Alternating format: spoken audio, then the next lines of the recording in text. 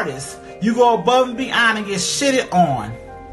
But these other people do the bare minimum and they get praised. Why is that? And Tyler Perry, you out of all people, you should be supportive. You done came and took all of our damn money, retired Medea, and now you want to act like this ain't the way to get it. Oh, you don't feel, is you stupid? Is it crack you're smoking? So petty cookies is being passed around in these here social media streets regarding that shameful, just downright humiliating post Tyler Scary looking Perry made on his Instagram about aspiring actress Racquel Bailey. Now her acting though, I believe is the reason Scary Perry said what he said. Okay, moving right along.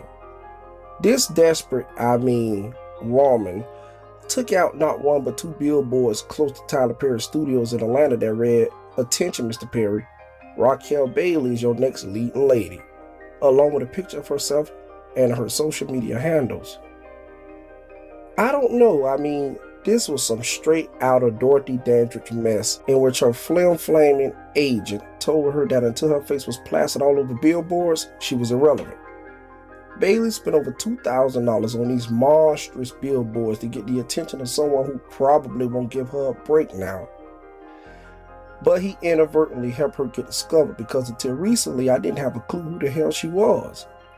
Bailey says she auditioned for a Tyler Perry pilot with a second audition a week later in New York. 4 weeks after the billboard went up, it seemed Bailey's effort had finally paid off because Tyler Perry responded, but it was nice and nasty until it was a shame.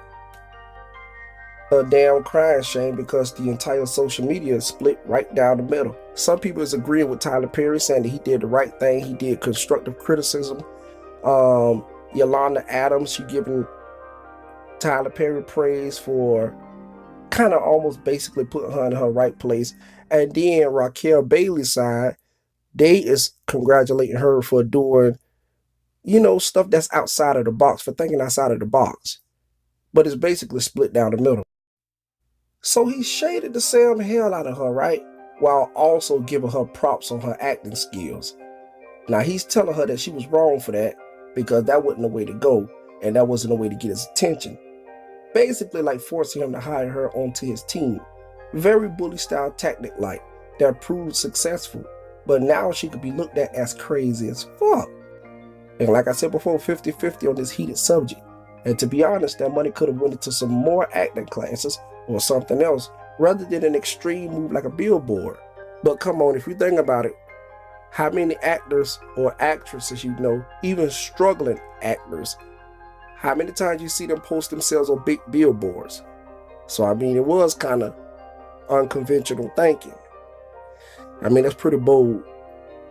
And even if she don't get discovered by Tyler Perry, the way she did it was pretty damn badass because, he did reference her and he probably knows some good Hollywood producers or whoever that can give her a good job working with them at their production crew. You never know. She don't have to just work with him. She can work with anybody else. Because let's say that this whole thing done blowed up, right? And you got people on Tyler Perry's side agreeing with him and you got people on Racquel Bailey's side agreeing with her also. You can have somebody in between and say, okay, I want to give her a chance. I think she'll be a great asset to my company. And that's how she can get discovered that way. So the billboard situation was a 50-50. She said out of her own mouth that she wanted to take a leap of faith and she wanted to show her children what it's like not to fail. A young, inspiring actress by the name of Racquel Bailey came up with a genius idea to get the attention of Tyler Perry, putting a billboard up in Atlanta, Georgia. Not a bad idea, but from Tyler Perry's standpoint and from his point of view, it was a very bad idea. He didn't like the idea. He said this was the third time that this happened. Save your money if you really want to get my attention. Come out to the auditions. They're free. There's better ways to spend your money.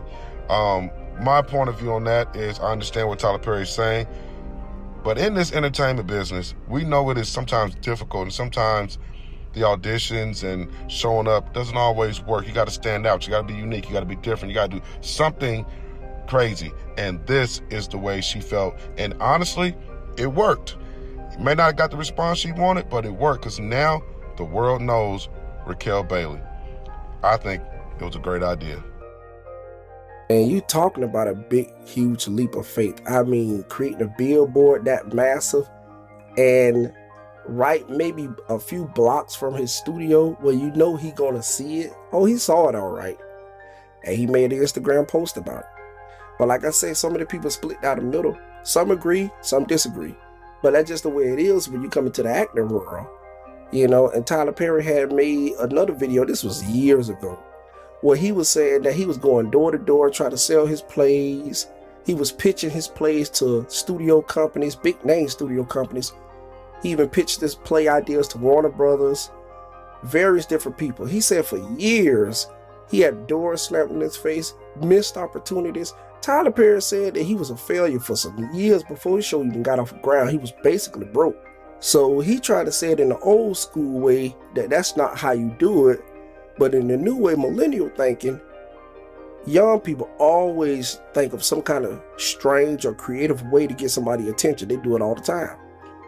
So I'm not going to beat up on Racquel Bailey too hard about this. I'm not going to go in too hard on Tyler Perry, which I should have went hard on him because, to be honest, you know, I felt like he could have hired her. But, you know, Racquel Bailey, if she don't get to work with Tyler Perry, I hope she work with somebody else. Because when one door closes, a window opens. Several windows.